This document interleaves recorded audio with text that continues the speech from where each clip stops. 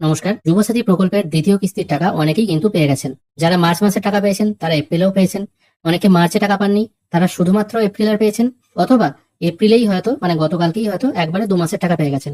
আবার অনেকে দেখা যাচ্ছে মার্চ এবং এপ্রিল কোনো মাসেরই টাকা পাননি। তারা হয়তো কেউ অনলাইনে ফর্ম ফিল আপ করেছিলেন, কেউ হয়তো অফলাইনে ফর্ম ফিল আপ করেছিলেন। যারা অনলাইনে করেছিলেন তাদের কাছে তো ফর্ম আছে, তারা চেক করে দেখতেও পাচ্ছেন সবকিছু ঠিকঠাক আছে, কিন্তু টাকা আসেনি। এবার যুবসাথীর স্ট্যাটাস দেখার অপশনটা বহুদিন থেকেই বন্ধ আছে, তাই চেক করে দেখাও যাচ্ছে না। এবার আসল কথায় আসি, যারা টাকা পাননি, একবারও মার্চেও টাকা পাননি এবং এপ্রিলেও টাকা পাননি, তারা কি করবেন? এই প্রসঙ্গে বলে রাখি, যাদের ফর্ম এন্ট্রিতেই ভুল হয়ে গেছে এবং এই কারণের জন্য ফর্ম রিজেক্ট হয়েছে বা রিটার্ন চলে এসেছে, তাদের লিস্ট কিন্তু বিভিন্ন বিডিও অফিসে টাঙিয়ে দেওয়া হয়েছে। আপনারা ওখানে গিয়ে একবার চেক করে দেখুন আপনাদের ফর্ম প্রথমেই রিজেক্ট হয়ে গেছে কিনা। কারণ বিভিন্ন ডাটা এন্ট্রি অপারেটররা আধার নাম্বার ভুল বা ভোটার নাম্বার ভুল বা নামটাই অনেক সময় ভুল এন্ট্রি করে দিয়েছেন, যার ফলে কিন্তু ফর্ম রিজেক্ট হয়ে গেছে। এই কারণের জন্য কিন্তু আপনার যুবসাথী রিজেক্ট হতে পারে। এটা আগে গিয়ে চেক করুন আপনার নাম ওই লিস্টে আছে কিনা। যদি ওই লিস্টে থাকে তাহলে এই মুহূর্তে আপনার কিছু করার নেই, কারণ বিডিও অফিস থেকে সংশোধন এখন হবে বলে মনে হয় না, কারণ ভোট এসে গেছে, ভোট পর্ব না মিললে কিছুই হবে না। চলে আসছি দ্বিতীয় কথায়, যাদের কৃষক বন্ধু আছে তারা কি টাকা পাচ্ছেন? দেখুন, গত মাসে আমি ভিডিও বানিয়ে লাইভ প্রুফ দিয়ে দেখিয়েছিলাম যে যাদের কৃষক বন্ধু আছে তারা টাকা পেয়েছেন, এবং এই মাসেও দেখা গেছে সেই সমস্ত মানুষরা যারা গত মাসে টাকা পেয়েছিল এবং কৃষক বন্ধু ছিল তারা এই মাসেও টাকা পেয়েছেন। কিন্তু আবার কারোর কারোর দেখা যাচ্ছে কৃষক বন্ধু আছে, গত মাসেও টাকা পাননি, এই মাসেও টাকা পাননি, কিন্তু তাদের ফর্ম অনলাইনে ফিল আপ করা হয়েছে। তাই ডাটা এন্ট্রি অপারেটরদের দিক থেকে কোনো ভুল হওয়ার সম্ভাবনা নেই, আর ট্রেজারির দিক থেকেও কোনো ভুল হওয়ার কথা নয়, কারণ এবারে টাকা ট্রেজারি থেকে পাঠানো হচ্ছে না, ডিবিটির মাধ্যমে পাঠানো হচ্ছে। তাই আপনি যদি অনলাইনে ফর্ম সঠিকভাবে ফিল আপ করে থাকেন তাহলে তো টাকা না পাওয়ার কোনো কথা নয়। তো সেক্ষেত্রেও আপনাকে ওই বিডিও অফিসে গিয়ে কথা বলতে হবে যে কেউ কেউ কৃষক বন্ধু থাকলেও টাকা পাচ্ছে, আমরা কেন পাচ্ছি না। এর একটা সঠিক উত্তর যেন বিডিও অফিস থেকে প্রদান করা হয়। মার্চ মাসে আপনারা ফর্মে যে ব্যাংক অ্যাকাউন্ট নাম্বার লিখেছিলেন সেই ব্যাংক অ্যাকাউন্টের মাধ্যমে টাকা পাঠানো হয়েছিল। আপনারা অনলাইনেও যদি কেউ ফর্ম ফিল আপ করে থাকেন, অফলাইনের কথা বাদ দিন, অনলাইনেও ফর্ম ফিল আপ করে থাকেন, ব্যাংক অ্যাকাউন্ট সঠিক লিখেছেন, কিন্তু ট্রেজারি থেকে বা ডাটা এন্ট্রি করার সময় সেটা হয়তো ভুল হয়ে গেছে, যার ফলে প্রথমবারে হয়তো টাকা আসেনি, কিন্তু দ্বিতীয়বার তো ডিবিটির মাধ্যমে টাকা এসছে। আর সেই জন্য আপনারা ফর্মে যে ব্যাংক অ্যাকাউন্ট লিখেছেন সেটা ঠিক থাক বা ভুল থাক, তার সঙ্গে কোনো কিছুই ম্যাটার করে না, কারণ এখন ডিবিটি লিঙ্ক আপনার যে ব্যাংক অ্যাকাউন্টে আছে সেটাতেই টাকা ঢুকবে। তাহলে এবারে কেন টাকা এলো না, এটা জানার জন্য আপনারা সবার আগে এনপিসিআই এর অফিসিয়াল ওয়েবসাইটে এসে, এটা হচ্ছে এনপিসিআই এর অফিসিয়াল ওয়েবসাইট, গুগলে এনপিসিআই লিখে সার্চ করলেই চলে আসবেন এখানে। তারপর এখান থেকে আধার সিডিং স্ট্যাটাস অপশনটায় আগে ক্লিক করুন। আমি বলে দিচ্ছি কিভাবে আপনারা বুঝতে পারবেন যে আপনাদের টাকা আসছে না কেন বা কি করলে টাকাটা আসবে। আমি এই ওয়েবসাইটে চলে এসেছি মেন ড্যাশবোর্ডে। এখান থেকে আগে আপনি দেখুন আপনার আধারের সাথে কোন ব্যাংক অ্যাকাউন্টটা ম্যাপ আছে। আমি এখানে অ্যাকাউন্ট ডিটেল অপশনে ক্লিক করছি, তারপর আপনার আধার নাম্বারটা পুট করে ক্যাপচা পুট করে সাবমিট করবেন। এরপর আপনার আধার লিঙ্ক ফোনে একটি ওটিপি আসবে 6 সংখ্যার, সেটা এখানে পুট করে কনফার্ম করবেন। এখানে কনফার্ম করার সঙ্গে সঙ্গে দেখাচ্ছে এই আধার নাম্বারের সঙ্গে কোনো অ্যাকাউন্ট লিঙ্ক করা নেই, আপনাকে লিঙ্ক করতে হবে।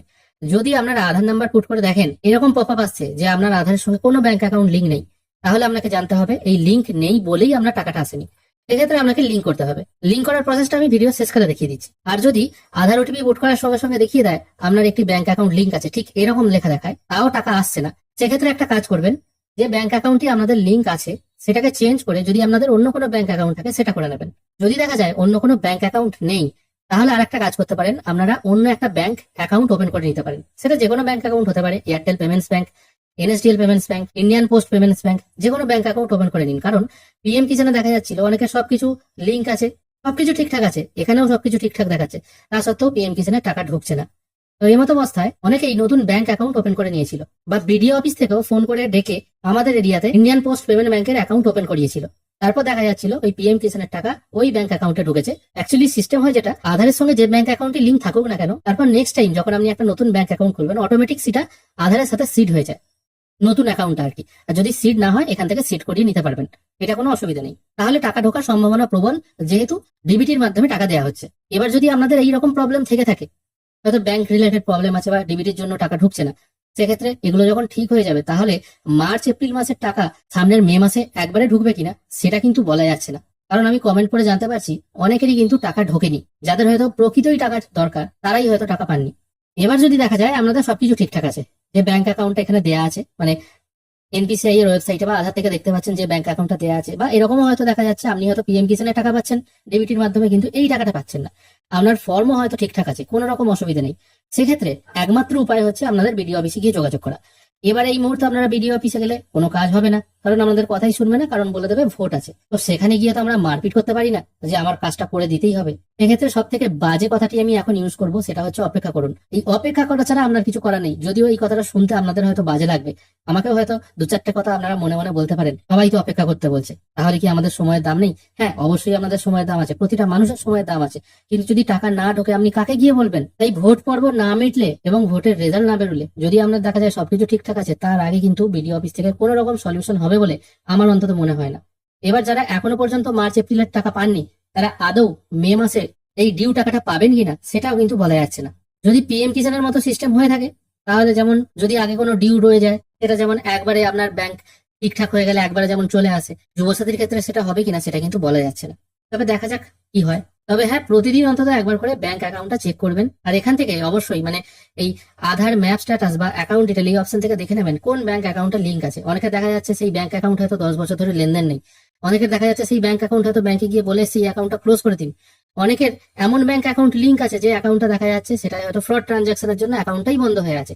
এরকমও হয়েছে, সেই অ্যাকাউন্টগুলো টাকা ঢুকে গেছে, যার ফলে আপনি বুঝতেও পারছেন না কি করবেন। এক্ষেত্রে আপনারা অ্যাকাউন্টটা এখান থেকে চেঞ্জ করে নিতে পারেন, তাহলে নেক্সট মান্থ থেকে সেই নতুন অ্যাকাউন্টেই টাকা ঢুকবে। এবার সেই অ্যাকাউন্ট যদি আপনি চালু করতে না পারেন, তাহলে সেই টাকা ফেরত পাওয়া কিন্তু মুশকিল। এবার এনপিসিআই এর ওয়েবসাইট থেকে আপনারা আপনাদের আধারের সঙ্গে লিঙ্ক ব্যাংক অ্যাকাউন্টটা চেঞ্জ করবেন বা নতুন করে লিঙ্ক করবেন কি করে সেটাই দেখে নেবো। সেটা দেখার জন্য এনপিসিআই এর অফিসিয়াল ওয়েবসাইটে চলে আসবেন।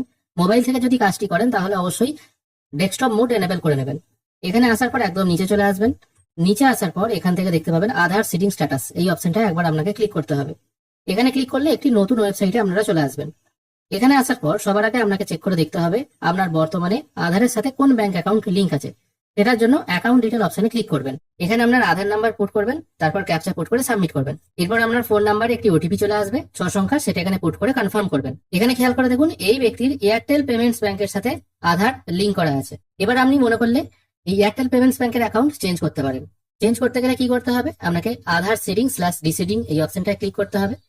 এখানে আবার আপনার আধার নাম্বারটা পুট করবেন, তারপর এখান থেকে সিলেক্ট করতে হবে আপনি কি করতে চাইছেন। যদি ডিসিট করতে চান ডিসিটটাকেও করবেন না, সবাই সিটিংই করবেন। এই সিটিং অপশনটা ক্লিক করবেন, তারপর সিলেক্ট করতে হবে ব্যাংক, কোন ব্যাংকে আপনি সিলেক্ট করতে চান। আমি এটা বন্ধন ব্যাংক করে দিচ্ছি, এয়ারটেল পেমেন্টস ব্যাংক থেকে বন্ধন ব্যাংক হবে।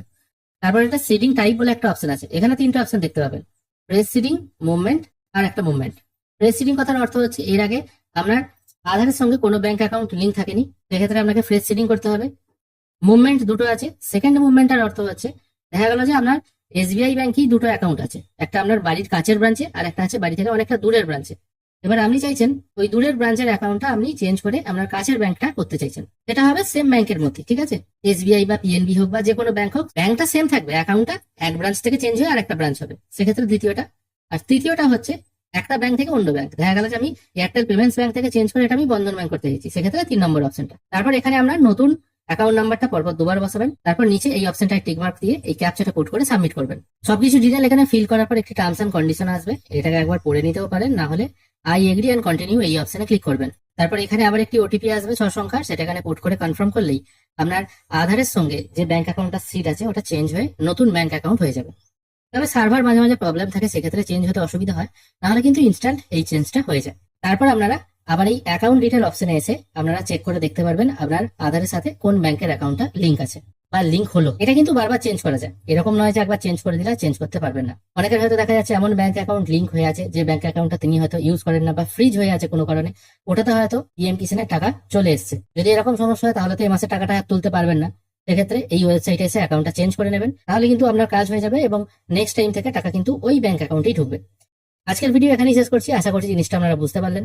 ভিডিও যদি ভালো লেগে থাকে অবশ্যই একটি লাইক করবেন। ভিডিও দেখার জন্য অসংখ্য ধন্যবাদ, ভালো থাকবেন।